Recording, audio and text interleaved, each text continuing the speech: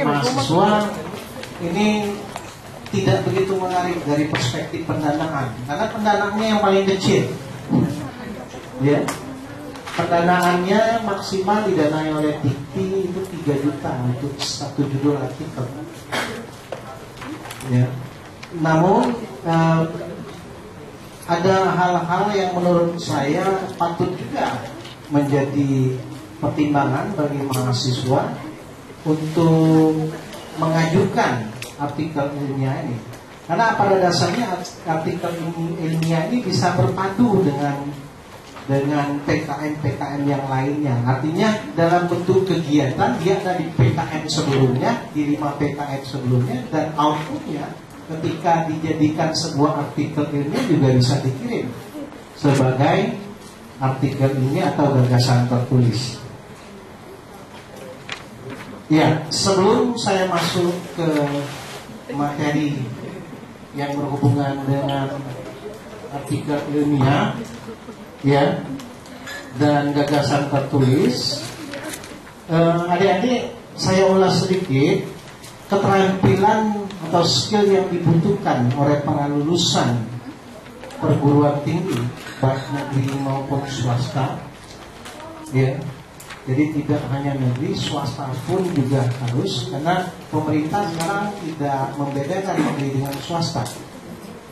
Karena ukurannya adalah kalau secara institusi adalah akreditasi, secara program studi juga terakreditasi atau tidak, lantas individu mahasiswanya akan dilihat apakah kreatif atau tidak. Lantas keterampilan atau skill yang dibutuhkan oleh para lulusan perguruan tinggi, menurut saya ada 3 hal paling tidak. Pertama adalah communication atau komunikasi, skill komunikasi. Ya, mengkomunikasikan apa yang berhubungan dengan inovasi yang ada, itu perlu keterampilan. Keterampilan tersebut secara komunikasi itu bisa dituangkan dalam bentuk gagasan lisan, secara lisan maupun secara tertulis. Nah, dalam konteks ini adik-adik mahasiswa belajar atau mengasah diri bagaimana mengkomunikasikan sebuah gagasan dalam bentuk karya tulis ilmiah. Ini dibutuhkan bagi adik-adik mahasiswa. Lantas skill yang kedua, manajemen, ya, atau bagaimana mengatur. Mengatur dalam konteks ini tidak hanya mengatur diri sendiri, tapi mengatur orang lain, mengatur orang secara organisasi. Ini dibutuhkan. Nah, bagi mahasiswa Muhammadiyah, skill manajemen menurut saya ini ada sisi plusnya, karena mahasiswa Muhammadiyah itu kebanyakan matang di organisasi. Dan jenis organisasi yang ada di Muhammadiyah sangat banyak. Jadi kalau manajemen skill saya sangat yakin. Lantas yang ketiga, thinking skill atau logic, ya. Bagaimana mempunyai frame berpikir secara sistematis, ya. Bagaimana berpikir secara runut, secara teratur, ya. Kita katakanlah kalau mau demonstrasi pun harus mempunyai thinking skill, ya. Bagaimana menuangkan ide-ide tersebut menjadi ide-ide yang runut, itu merupakan rangkaian dari thinking skill. Jadi akhirnya ketika mempunyai ketiga itu, maka Anda akan dikategorikan sebagai lulusan yang bermutu, ya. Ini menarik sekarang. Di pemerintah ada gagasan renomorasi penerimaan PNS. Jadi tidak ada lagi penerimaan PNS selama 5 tahun. Bisa Anda bayangkan, kalau Anda tidak mempunyai motivasi ke depan seperti apa? Tidak mempunyai motivasi, tidak mempunyai inovasi, maka ini merupakan ajang bagi adik-adik mahasiswa untuk membuktikan diri, yang nanti dampaknya adalah pengembangan diri sendiri. Pengembangan tersebut akan berguna di masyarakat nanti. Lantas tujuan PKM mungkin tadi sudah diulas oleh pembicara sebelumnya. meningkatkan mutu mahasiswa di perguruan tinggi agar kelak dapat menjadi anggota masyarakat yang memiliki kemampuan akademis dan profesional. Ya, kemampuan akademis dan profesional. Secara umum, seluruh PKM itu mempunyai tujuan ini. Dalam konteks ini adalah menjadi anggota masyarakat yang memiliki kemampuan akademis dan profesional dalam hal menerapkan iptek, ilmu pengetahuan, teknologi dan seni, mengembangkan iptek, mengembangkan ilmu pengetahuan, teknologi dan seni, menyebarluaskan iptek dan memperkaya khasanah seni.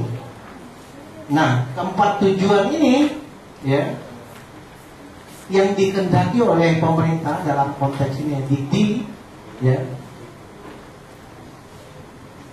Empat tujuan ini sasarannya. Nah, adik-adik mahasiswa dari sudut program PKM ini sendiri berbahagia karena sekarang PKM itu satu rangkaian dengan program dikti yang tidak hanya memperhatikan SDM dosennya, ya, juga memperhatikan SDM mahasiswanya dalam konteks ini.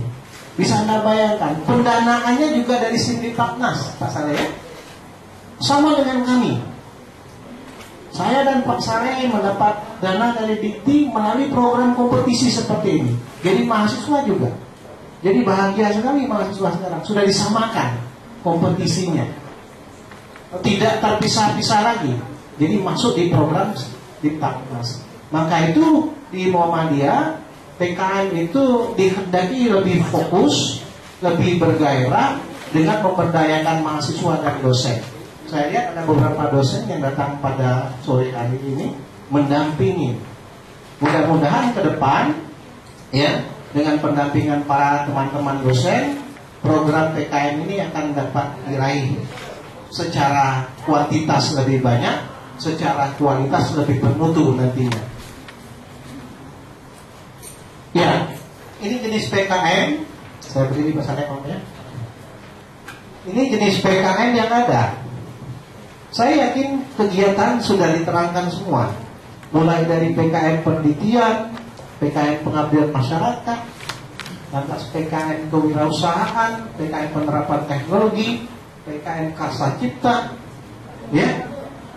Nah, yang ini penulisan ilmiah. Penulisan ilmiah dibagi menjadi dua tipe. Pertama artikel ilmiah, yang kedua gagasan tertulis. Nah, fokus kita pada sore ini adalah di sini, bukan dalam bentuk kegiatan. Saya sudah komunikasi dengan Pak Haidir. Sebenarnya kegiatan yang di sini Pak Haidirnya bisa dibawa ke sini kan? Buah hasil dari kegiatan ditransfer menjadi sebuah laporan dalam bentuk artikel. Nah, setelah itu didanai, bisa 2 kali dapat. Ya, jadi wajar kalau diberi 3 juta karena sudah dapat duluan yang di sini mungkin asumsinya. Ya, oke. Jadi artikel ilmiah dan gagasan tertulis. Ini juga saya yakin sudah diterangkan oleh pembicara terdahulu apa spesifikasinya, ya. Kalau dilihat dari PKM artikel ilmiah dan gagasan tertulis ini yang kita sedang bahas, inti kegiatan adalah karya kreatif dalam penulisan artikel ilmiah. Lantas apa ini? Karya kelompok yang telah dilaksanakan. Artinya kegiatan kelompok yang telah dilaksanakan di sini bisa diajukan kembali ke artikel ilmiah. Ini juga sudah tahu, ya. Nih, mahasiswa diploma atau S1 bisa melakukannya. Dan ini merupakan kegiatan atau tulisan kelompok. Jumlah kelompoknya 3 sampai 5 mahasiswa. Lantas insentif apa ini? 3 juta. Kenapa dikatakan insentif? Tidak ada pengeluaran memang. Ya kan? Kalau di sini kan ada pengeluaran atau aja 12 juta segala macam, karena ada pembuatan model segala macam. Kalau di sini insentif langsung 3 juta. Ya, kalau dapat bagi dengan temannya ya, jangan dimakan sendiri oleh ketua. Iya, bagi. Lantas apa luarannya adalah artikel ilmiah. Nah, ini mirip dengan gagasan tertulis. Gagasan tertulis, inti kegiatannya adalah karya tulis dalam apa nih? Ya, perenungan atau gagasan ide kreatif. Jadi bisa saja dia dalam bentuk gagasan yang memang belum diimplementasikan dalam bentuk kegiatan, maka disebut dengan gagasan, ya, gagasan tertulis. Lantas karya kelompok sama, kriteria yang lain sama, insentifnya sama, laporan artikelnya dalam bentuk artikel. Lantas luarannya adalah gagasan kreatif yang ditulis dan artikel. Jadi dua hal, ada gagasan kreatifnya yang ditulis dalam artikel, ya. Oke, ini juga PKM artikel ilmiah merupakan program penulisan artikel ilmiah yang bersumber dari suatu kegiatan kelompok dalam bidang pendidikan, penelitian, atau pengabdian pada masyarakat. Jelas tuh kan? Jadi dari penelitian bisa diambil, dijadikan artikel ilmiah, dari pengabdian masyarakat juga bisa dijadikan artikel ilmiah. Lantas, berbeda dengan kelima jenis PKM sebelumnya yang melibatkan pelaksanaan kegiatan fisik di laboratorium atau di lapangan, PKM artikel ilmiah tidak mengenal adanya kegiatan semacam itu. Jadi tidak ada kegiatan dalam bentuk kegiatan labor maupun kegiatan lapangan. Tugasnya cuma menulis, ya, membuat artikel, ya. Lantas setelah itu dikirim secara online, nanti kalau menang diberi insentif. Jika dalam kegiatan jenis PKM sebelumnya kelompok mahasiswa mengajukan proposal kegiatan di Diktatnas, maka untuk PKM artikel ilmiah kelompok mahasiswa cukup menyampaikan karya tulis dalam bentuk artikel ilmiah, dikirimkan secara online. Sekali lagi ditekankan di sana, tidak ada kegiatan lain, cuma nulis saja. Jadi relatif mudah, gampang dapatnya. Ya. Supaya mudah sebenarnya sering-sering komunikasi dengan dosen, karena dosen sering menulis artikel kan. Iya, boleh nanti komunikasi dengan dosen. Lantas karya tersebut ditulis mengacu pada kegiatan yang telah selesai dilakukan kelompok mahasiswa yang sama, yakni menghindari plagiat. Artinya yang mengajukan karya ilmiah itu adalah mahasiswa yang melakukan kegiatan di PKM yang sama. Tidak boleh disuruh mahasiswa yang lain, ya. Karena yang dilaporkan dalam artikel ilmiah itu bisa saja sebuah hasil penelitian sebelumnya, hasil pengabdian pada masyarakat sebelumnya. Siapa yang melakukannya adalah mahasiswa yang sama. Kelompok penulis yang artikel ilmiah yang dinilai baik dan layak dipublikasikan akan memperoleh insentif dana tunai sebesar 3 juta. Ya, lumayan lah. Ya, siapa yang mau beli enggak? Ambillah 3 juta. Terus PKM artikel ilmiah diharapkan dapat meningkatkan kemampuan mahasiswa dalam menuangkan pikiran dan hasil-hasil kegiatan ilmiah yang telah dilakukan ke dalam bentuk sebuah artikel ilmiah sesuai dengan kriteria standar penulisan jurnal ilmiah. Jadi kami berasumsi para dosen, kalau mahasiswa berhasil mendapat program ini, Asumsi kami adalah mahasiswa tersebut akan dapat menyelesaikan studinya lebih cepat, terutama penulisan skripsi. Akan lucu kalau mahasiswanya PKM dapat, skripsinya lambat selesai. Nggak mungkin kan? Ya, biasanya asumsi kami benar.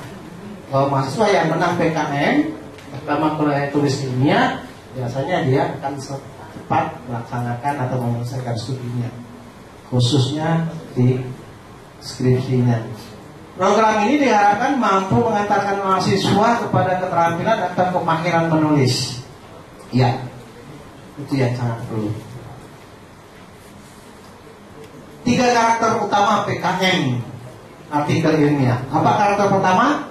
Saya ulang, tidak ada usulan pembiayaan. Usulan berupa artikel ilmiah siap terbit. Dan karakter ketiga, sumber penulisan artikel ilmiah tersebut adalah kegiatan yang telah selesai dilaksanakan kelompok mahasiswa penulis artikel. Jadi 3 karakter ini harus diingat. Ya. Jadi saya mau tekankan, kegiatan penulisan artikel ilmiah merupakan, supaya lebih mudah, merupakan rangkaian kegiatan PKM yang dalam bentuk kegiatan sebelumnya. Jadi kalau seandainya adik-adik mahasiswa di UNP 30 menang PKM kegiatan, kalau 30-nya itu ditulis dalam bentuk artikel ilmiah, artinya akan dapat lagi 30. Ya, iya kan?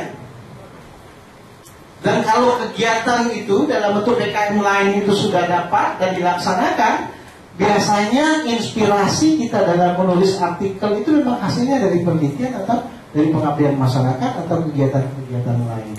Orang bisa nulis karena ada yang diceritakan, ya tak? Ya tak? Masa nulis ada yang diceritakan? Nah, ceritanya itu adalah kegiatan di dalam PKM sebelumnya. Sulit enggak? Enggak lah. Disuruh bercerita apa yang sudah dilakukan dalam kegiatan PKM sebelumnya. Sulit enggak? Enggak. Secara lisan. Secara tertulis, ikuti sistematikanya. Ya. Oke, tujuan PKM-nya adalah menumbuh kembangkan minat dan kemampuan menulis ilmiah mahasiswa. Luarannya artikel ilmiah. Lantas kriteria pengusulan sebenarnya di dalam buku pedoman yang terbitan pedoman PKM 2014 itu bisa dibaca secara konkret di situ. Ya. Salah satunya adalah pengusul PKM adalah kelompok mahasiswa yang sedang aktif, ya, terdaftar mengikuti program pendidikan S1 atau diploma. Jadi bukannya alumni. Ingat ya. Lantas anggota kelompok sesuai ini tadi sudah. Lantas nama pengusul atau ketua kelompok harus ditulis lengkap dan tidak boleh disingkat. Terus bidang kegiatan harus sesuai dengan bidang ilmu ketua peneliti atau relevan, paling tidak relevan. Ya, paling tidak relevan. Terus mahasiswa pengusul dapat berasal dari berbagai program studi yang berbeda atau dari satu program studi yang sama, namun masih dalam satu perguruan tinggi yang sama. Artinya PKM tidak boleh lintas perguruan tinggi. Lintas program studi boleh, ya. Jadi tidak boleh minta mahasiswa Unsri satunya, tidak boleh. Harus sama-sama Muhammadiyah. Lantas jumlah halaman maksimal yang diperkenankan untuk setiap proposal, maksudnya bukan setiap proposal lagi ini ya, kan dalam PKM artikel ini bukan proposal, tapi artikel 8 halaman sampai 10, tidak termasuk halaman kulit muka, halaman pengesahan, surat pernyataan, biodata pengusul dan dosen pembimbing, ya. Jadi 8 sampai 10 itu isi, ya, isinya. bukan lembaran judul, bukan halaman pengesahan, ya isinya. Tidak juga termasuk di sana, tidak juga biodata. Lantas setiap mahasiswa Pongsel harus membuat surat pernyataan tentang sumber tulisan. Ya, lihat nanti di lampiran pada waktu Anda membuka yang aslinya. Ya, keseluruhan program disimpan dalam satu file format PDF. Ukuran file ini, ya, 5 MB. Diberi nama ketua peneliti perguruan tinggi, PKM-nya jenisnya apa. Lantas kemudian diunggah ke Simdikpatmas. Untuk mahasiswa bahasanya gimana? Minta dengan Ibu Elisa nanti mengunggahnya. Ya, nanti ketika sudah dimuat, kita dengan Ibu Elisa. Ya, dibuat dulu ditransfer ke PDF. Nanti minta bantu dengan petugas atau Ibu Elisa yang menangani program ini. Ya, karena semuanya online sekarang. Di-upload, ya. Hard copy dikumpulkan di perguruan tinggi masing-masing, ya. Jadi tak perlu dikirim ini hard copy-nya di perguruan tinggi masing-masing. Karena untuk apa dikumpulkan? Supaya nanti kalau ada inspeksi, ada site visit atau kunjungan reviewer, siapa tahu nanti ada kunjungan reviewer, memang data itu ada.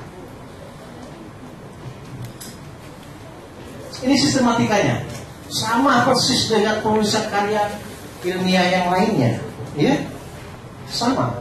Ada judul, nama penulis, ada abstrak, ada pendahuluan, ada tujuan, metode, hasil pembahasan, kesimpulan dan daftar pustaka.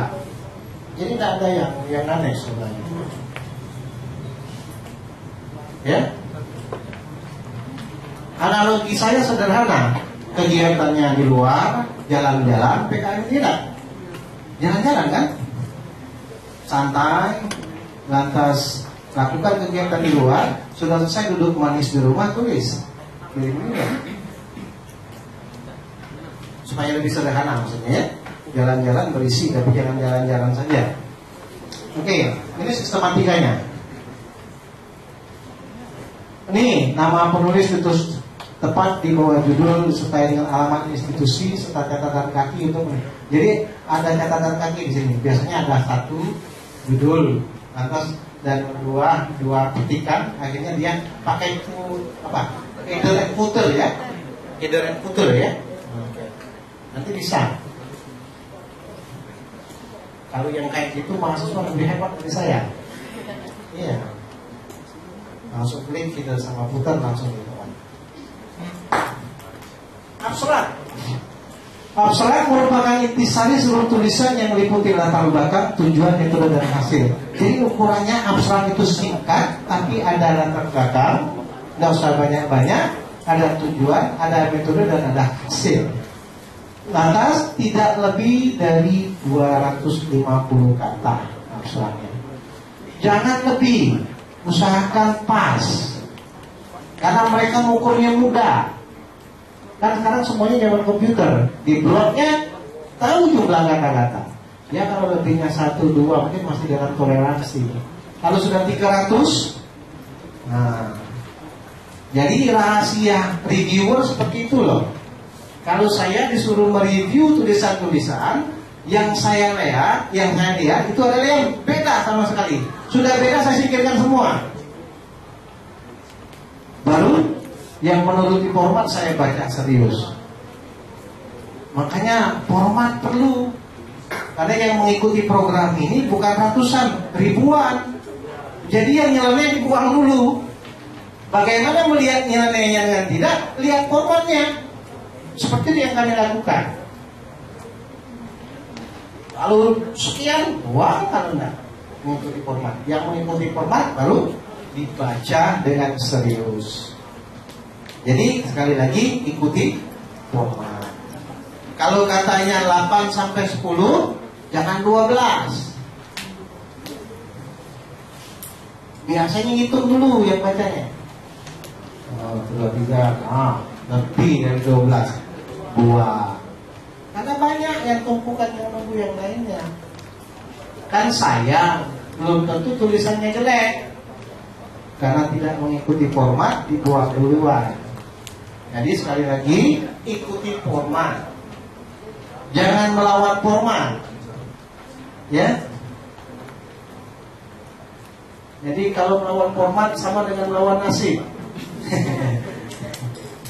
Gagal, ya. Ada kata kunci, ya.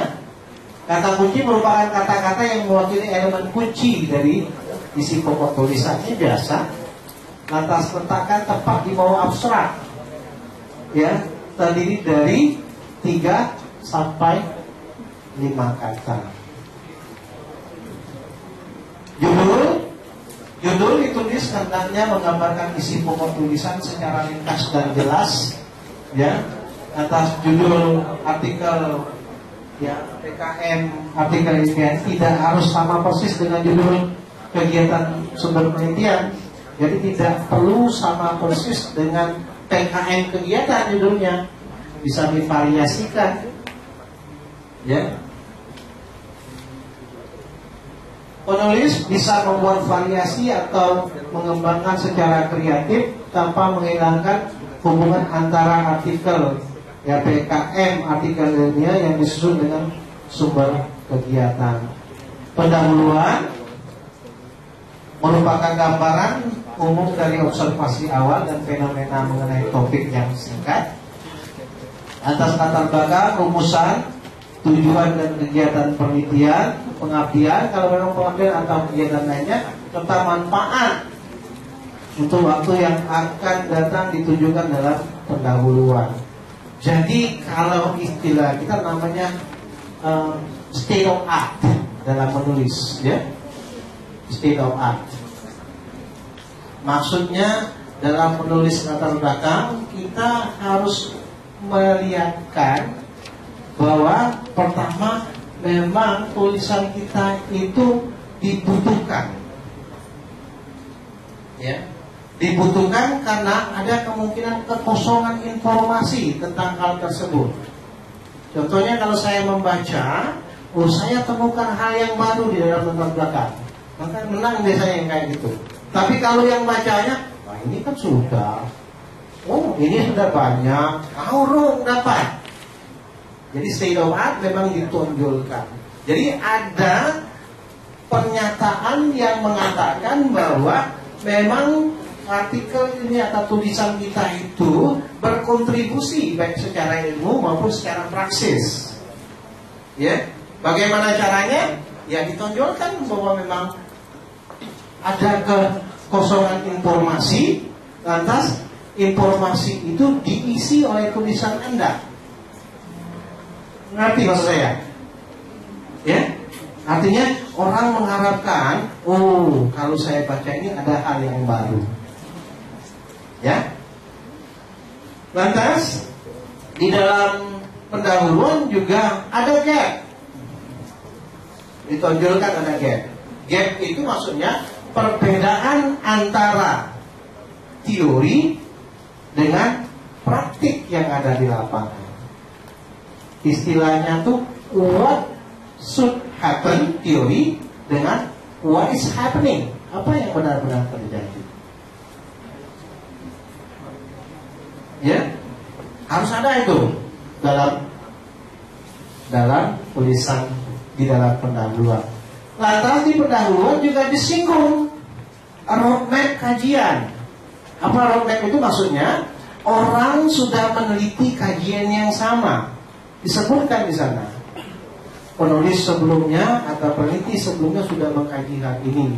Nah, yang saya hal yang lain, bukan yang sama. Hal yang sama, yang untuk apa ditulis lagi?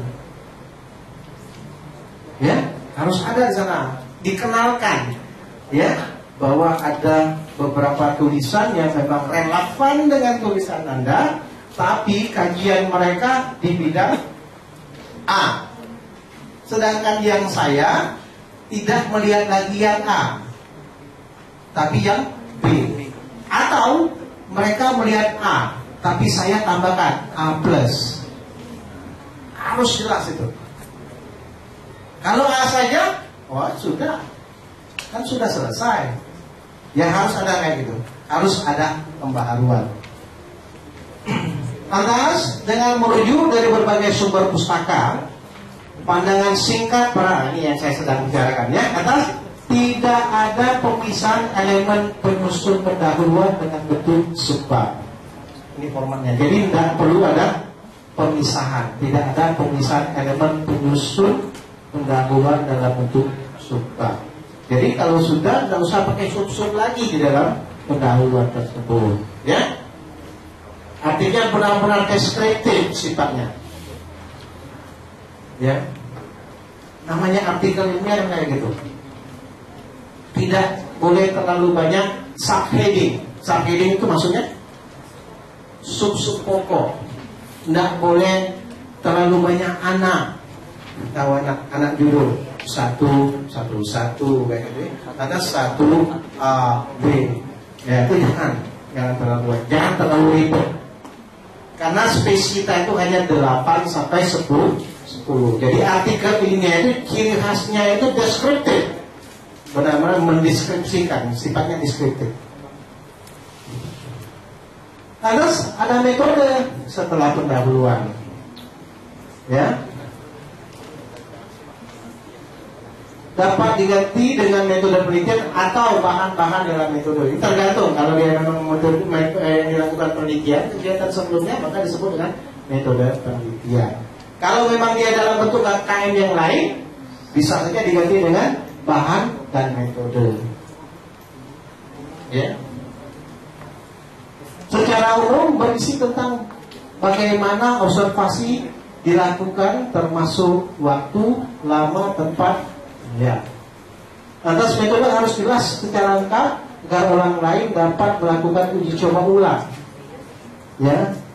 Acuan referensi diberikan pada metode yang kurang dikenal. Jadi kayak gini. Secara deskriptif, metode ya di dalam artikel ilmiah itu tidak perlu terlalu banyak ditulis, terutama metode-metode yang memang sudah umum diketahui. Contoh, orang sering menggunakan kata kualitatif dan kuantitatif, ya. Nah, tulisan sekarang di artikel nggak perlu lagi yang kayak gitu. Apalagi kalau Anda, adik-adik mahasiswa, mendefinisikan kualitatif adalah nggak perlu lagi. Habis space-nya termakan di sana. Jadi kalau bisa singkat metodenya, langsung to the point, apa-apa saja yang dilakukan, nggak perlu ngutip. Lantas kalau memang diasumsikan metode itu sudah jamak diketahui, kenalkan saja, beritahu saja, tidak usah dijelaskan. Ya, yang penting penjelasannya adalah secara kronologis. Langkah pertama ini, langkah kedua ini, sampai ke langkah terakhir dalam metode tersebut. Itu harus ada. Ya, tapi cara menjelaskannya bukan pakai poin-poin A, B, C, secara deskriptif. Ya, secara deskriptif.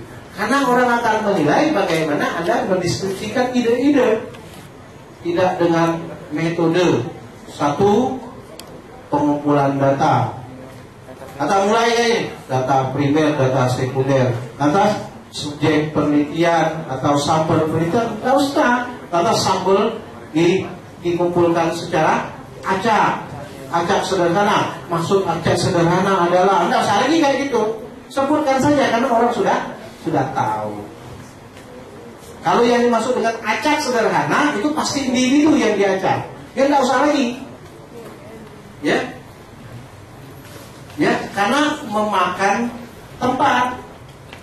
Jadi porsinya, ya pendahuluan itu lebih banyak ketimbang metode jumlah ruangnya. Jadi jangan terlalu berlama-lama di dalam menuliskan metode. Dan harus ditulis secara deskriptif. Atau setelah itu ada hasil dan pembahasan. Ini poin yang paling penting. Menjelaskan tentang apa saja yang diperoleh dari observasi yang telah dilakukan. Kalau ini merupakan penelitian. Lantas data hasil observasi dapat diringkas dalam bentuk tabel dan gambar. Tabel dan gambar. Nah, ini ada dua versi. Ada yang bilang kalau sudah tabel nggak perlu lagi deskripsi. Artinya tabel, lantas di bawahnya berikan deskripsi. Ada yang ngomong nggak usah. Ya, kalau menurut saya perlu juga, tapi jangan berpanjang-panjang ria saja. Ya, ada tabel nomor sekian dideskripsikan secara gamblang. Paling tidak kalau kita melihatkan frekuensi, ya, dari tabel tersebut kita bisa mengatakan nilai rata-rata secara umum, dituliskan secara deskriptif. Tidak ada spekulasi dan interpretasi dalam kegiatan ini, ya, yang ada hanya fakta. Kalau hasil itu hanya fakta, belum ke interpretasi, belum ditafsirkan. Lantas pembahasan umumnya berisi uraian dan analisis berkaitan dengan temuan-temuan dari observasi yang telah dilakukan, terutama dalam konteks yang berhubungan dengan apa saja yang pernah dilakukan oleh orang lain. Jadi pembahasan. Jadi kalau sudah masuk pembahasan, kita menginterpretasi, ya, menafsirkan. Dan menafsirkan itu biasakan bukan penafsiran Anda saja dimasukkan ke sana, tapi dikawinkan, istilah saya, dengan teori yang sebelumnya, dengan temuan sebelumnya. Ya, itu gaya menulis. Ya, Anda mengatakan interpretasinya adalah ini, ya, pembahasannya. Nah, pada saat yang sama, ini temuan ini atau analisis ini berhubungan dengan penelitian sebelumnya yang mengungkapkan hasil penelitiannya adalah ini. Nah, harus seperti itu di dalam pembahasan.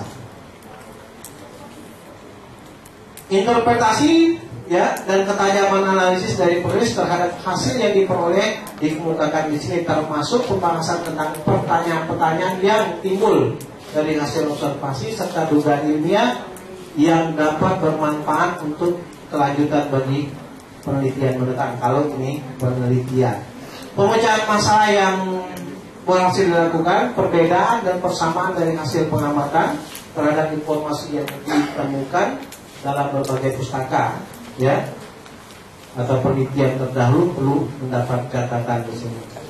Kesimpulan, ya, merupakan bagian akhir dari tulisan, membawa pembaca keluar dari pembahasan atas merupakan sintesis, ya. Beda dengan analisis. Kalau analisis sifatnya konvergen, artinya analisis to analyze itu maksudnya dari hal yang umum dipisah-pisah, dijabarkan. Itu analisis namanya, ya. Sedangkan di kesimpulan synthesize, mensintetisasi, menyimpulkan kembali, menarik yang terbelah-belah tadi, dirangkum menjadi satu kalimat yang efektif atau beberapa kalimat yang efektif, ya. Itulah kesimpulan. Secara umum menunjukkan jawaban atas tujuan yang telah dikemukakan dalam pendahuluan. Nah, yang ini sekarang, ya, sedikit lagi, PKM gagasan tertulis mirip sebenarnya. Pembedanya cuma satu saja. Gagasan tertulis belum tentu hasil penelitian, belum tentu hasil kegiatan sebelumnya. Tapi PKM sebelumnya bisa dijadikan dasar. Ya, artinya Anda melakukan PKM sebelumnya, tapi Anda mempunyai inovasi baru dari PKM sebelumnya, maka itu menjadi gagasan tertulis yang akan dilakukan pada masa yang akan datang. Itu juga bisa. Beda dengan karya ilmiah di sini. Kalau karya ilmiah memang merupakan lebih banyak melaporkan hasil penelitian, hasil pengabdian masyarakat atau hasil kegiatan PKM yang sebelumnya. Sedangkan gagasan tertulis, sekali lagi, PKM sebelumnya bisa hanya dijadikan dasar, bukan segalanya. Bisa dijadikan dasar melahirkan sebuah inovasi baru dalam bentuk gagasan. Maka gagasan itu ditulis dalam bentuk artikel. Beda ya? Beda enggak? Beda tipis. Ya, memang beda tipis. Ya. Kalau di dalam penulisan karya ilmiah memang ada dua versi itu. Ada namanya versi laporan, ya, atau versi hasil penelitian namanya research based article, ada yang non research based article. Ada artikel yang bukan berdasarkan penelitian, tapi dia merupakan gagasan tertulis saja. Nah, ini yang dimaksud dengan PKM GT, gagasan tertulis. Pembedanya di situ. Bukan merupakan hasil bukan merupakan hasil penelitian atau kegiatan sebelumnya, tapi hasil penelitian sebelumnya dan kegiatan sebelumnya dapat dijadikan basis munculnya ide inovasi yang baru dan ditulis gagasannya. Merupakan program tulisan artikel ini yang bersumber dari ide atau gagasan visioner kelompok mahasiswa. Gagasannya ditulis ya dapat mengacu kepada isu aktual yang ada di masyarakat dan memerlukan solusi sistem yang berjangka panjang berdasarkan hasil karya pikir dan yang cerdas dan implementatif. Artinya dapat diimplementasikan, dapat diwujudkan. Ya. Tujuannya menumbuh kembangkan karya tulis mahasiswa dalam bentuk penuangan gagasan atau ide kreatif. Luarannya adalah gagasan kreatif yang ditulis ya, dan artikel.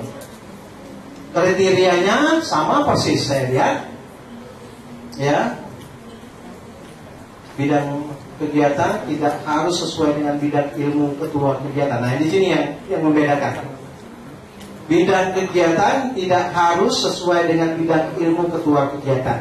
Sedangkan yang PKM artikel ilmiah, bidang tulisannya harus relevan minimal dengan bidang ilmu ketua tim peneliti atau ketua atau correspondent authorsnya atau penulis korespondennya atau orang yang bertanggung jawab terhadap tulisannya atau ketua penulis atau penulis pertama harus relevan. Sedangkan ini tidak. Mahasiswa pengusul dapat berasal dari berbagai program studi yang berbeda dari satu program studi yang sama atau dari program studi namun masih dalam satu perguruan tinggi sama. Keanggotaan setiap kelompok PKMGT disarankan berasal dari minimal 2 angkatan yang berbeda. Ini disarankan, ya. Kenapa? Karena harapannya ide dalam bentuk gagasan nanti, kalau seandainya yang mengajukan satu semester 7, satunya semester 5, yang 7 nanti keburu tamat, ada yang melanjutkan. Tidak hanya gagasan saja. Itu maksudnya. Ya, jadi rekomendasinya dari angkatan yang berbeda. Karena namanya gagasan itu belum tuntas biasanya, dan akan di follow up dengan berbagai macam kegiatan. Kalau gagasan saja kan sayang, maka bukan harus direkomendasikan dari angkatan yang berbeda. Nah, yang lainnya jumlah halaman yang diperkenakan untuk setiap adalah maksimum 10, tidak termasuk halaman kulit dan sebagainya. Kriteria pengusulan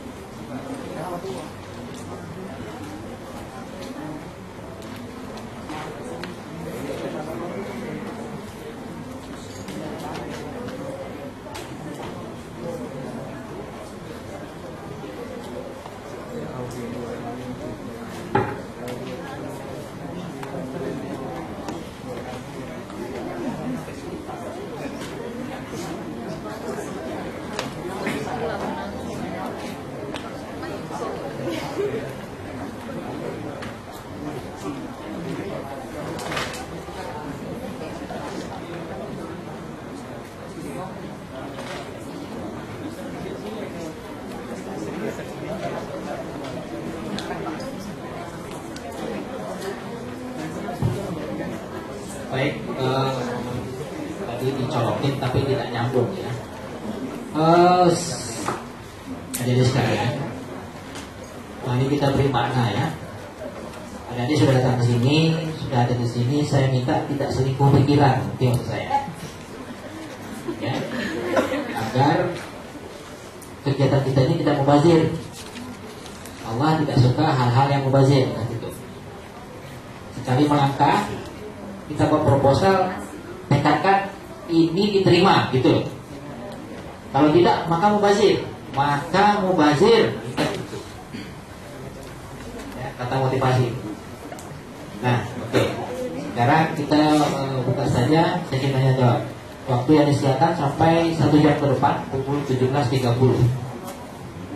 Sebutkan nama, kemudian PKM-nya, PKM barangkali kalau saya dengar tadi Pak Endawan, karena tawaran dari sisi biaya itu tidak menggiurkan. Hanya 3 JT. Tapi ada satu, saya lihat itu ada satu yang PKM AI atau GT, kalau nggak salah dia menerima PKM wirausaha dari pertanian. Siapa namanya Pak Aidit? Sujatmiko, mana Pak Sujatmiko? Anda PKM GT ya sekarang ya? Oke, satu orang, yang lain tidak ada ya? Tidak untuk kemungkinan. Kalau adik-adik punya teman, punya ide penelitian, silakan sharing kepada temannya itu untuk buat PKM AI atau PKM GT. Cuma namamu jangan dicantumkan. Begini, kalau dicantumkan namamu biasa ditolak oleh sistem. Tidak boleh ada nama yang sama muncul dalam satu kegiatan PKM ini. Maka berikan kepada temanmu. Katakan ini ide saya loh ya. You kerja, bagi nanti kalau dapat. Gitu. Oke ya, oke. Angkat tangannya untuk bertanya. Silakan. Sudah Miko, ada tambahan pertanyaan? Sudah cukup jelas? Cukup jelas. Tentang apa pisang jepret ya? Hah? Oh, biji karet. Enggak. Silakan jangan malu-malu.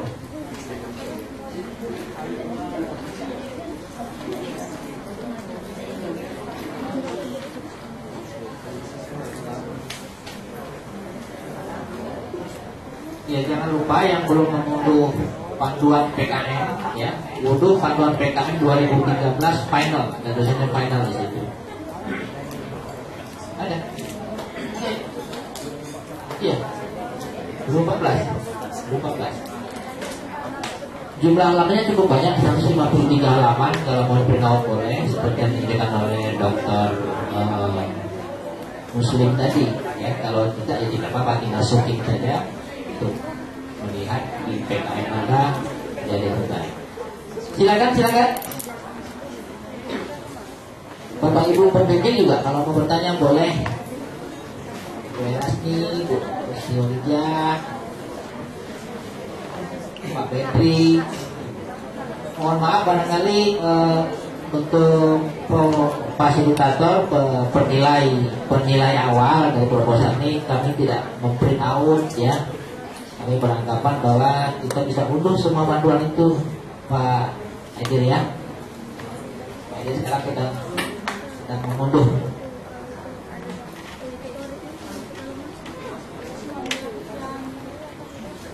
Ini sesi terakhir Pak Adir. Terakhir, kemudian dari segi finansial tidak menggiurkan, begitulah ya.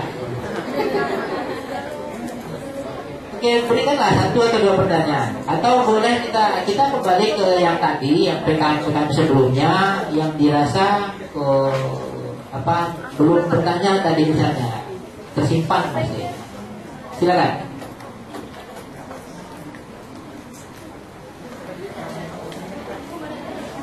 Oke. Ya, adik-adik mahasiswa, walaupun mirip, ada sedikit perbedaan antara PKM artikel ilmiah dengan PKM gagasan tertulis. Sistematikanya dia sebut dengan istilah bagian awal. Ya, ada halaman judul, lembar pengesahan, kata pengantar, daftar isi, ringkasan, bukan abstrak, ringkasan. Itu beda. Lantas bagian inti, jadi di bagian pendahuluan, bagian awal ada berapa? 5 komponen. Kemudian pertama itu halaman judul, lembar pengesahan, kata pengantar, daftar isi, ringkasan. Bukan abstrak, beda. Lantas bagian intinya adalah pendahuluan gagasannya, karena itu merupakan gagasan, ya. Lantas setelah itu kesimpulan dan syarat. Lantas bagian akhir daftar pustaka, daftar riwayat hidup dan lampiran.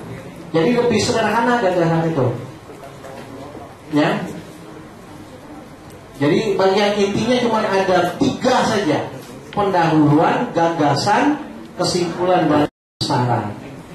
Jadi kalau kita biasa menulis di artikel non penelitian, bukan hasil penelitian, ini yang dipakai. Ada pendahuluan, ada gagasan, ya, lantas ada kesimpulan. Oke, itu yang memang. Lantas ada alur, ya. Ini, ya. Ada alur di sini. Kreativitas mahasiswa itu programnya dalam bentuk kegiatan ada beberapa. Lantas yang di bawah itu PKMAI itu dalam bentuk e-journal nantinya. 2 programnya.